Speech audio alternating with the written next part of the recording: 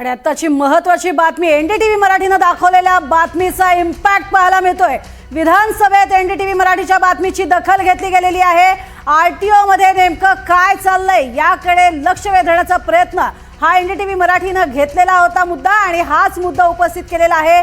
विजय वडेट्टीवार यांनी हा मुद्दा उपस्थित केला आणि आता या बातमीची दखल घेतली गेलेली आहे। काही माजी आरटीओ अधिकारी आहेत जे अधिकारी मोठा भ्रष्टाचार करतात आणि हाच मुद्दा उपस्थित केला गेलाय। आता याच्यावरती एसआयटी स्थापन करण्यात आलेली आहे अशी माहिती स्वतः इथे परिवहन मंत्र्यांनी दिलेली आहे। मुख्यमंत्र्यांनी सुद्धा तशी ग्वाही दिली आहे। अधिक माहिती घेऊयात, मोहसिन शेख आमचे प्रतिनिधी आपल्या सोबत आहेत। मोहसिन, अखेर तुम्ही केलेल्या या बातमीवरती इम्पॅक्ट आपल्याला पाहायला मिळतोय। एसआयटी स्थापन करण्याचा निर्णय सरकारने घेतलाय। नक्कीच आपण बघतोय हा मोठा इम्पॅक्ट एनडीटीव्ही मराठीच्या बातमीचा आपल्याला पाहायला मिळतोय।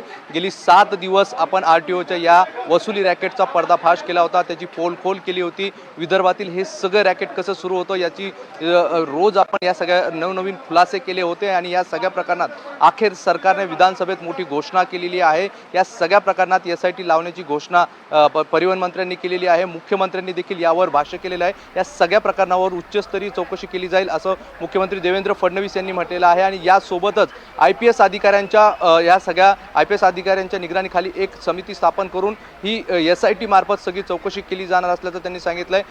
खास करून आपण ज्या गुड्डू सेठचा उल्लेख वारंवार केला होता त्याचे कारनामे समोर आले होते, त्या गुड्डू सेठची देखील चौकशी केली जाणार आहे। त्यासोबतचे त्याचे सहकारी आहेत त्यांची देखील चौकशी केली जाणार असल्याचं परिवहन मंत्र्यांनी सांगितलंय। आणि यासोबतच सरकार आता या सगळ्या रॅकेटच्या पोलखोल नंतर नवीन काही नियम बनवणार असल्याचं देखील त्यांनी सांगितलंय।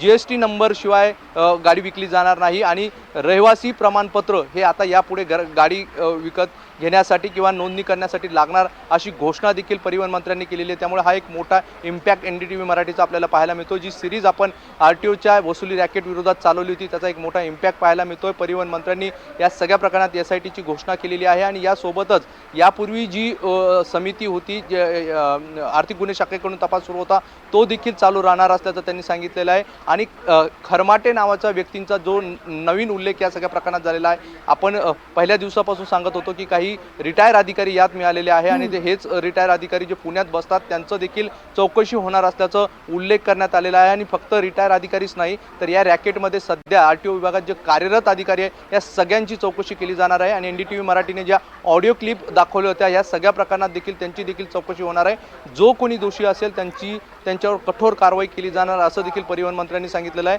आणि सलग 7 ते 8 दिवस आपण या सगळ्या घटनेचा किंवा या सगळ्या रॅकेटचा पोलखोल करत होतो आणि विजय वडेट्टीवार यांनी हा सगळा मुद्दा आज विधानसभेत मांडला आणि त्यानंतर हा मोठा इम्पॅक्ट एनडीटीव्ही मराठीच्या बातमीचा पाहायला मिळतो। अगदी, आणि त्यामुळेच एनडीटीव्ही मराठीने बातमी दाखवली आणि त्यानंतरचा हा इम्पॅक्ट अर्थातच विधान भवनामध्ये हा मुद्दा उपस्थित करण्यात आला आणि विदर्भातलंच नव्हे तर संपूर्ण महाराष्ट्रामधलं आरटीओचं माजी अधिकाऱ्यांचं हे मोठं रॅकेट आहे ज्याची चौकशी आता होणार हे आता स्पष्ट झालेलं आहे। तुर्तास धन्यवाद मोहसिन या संपूर्ण माहितीसाठी।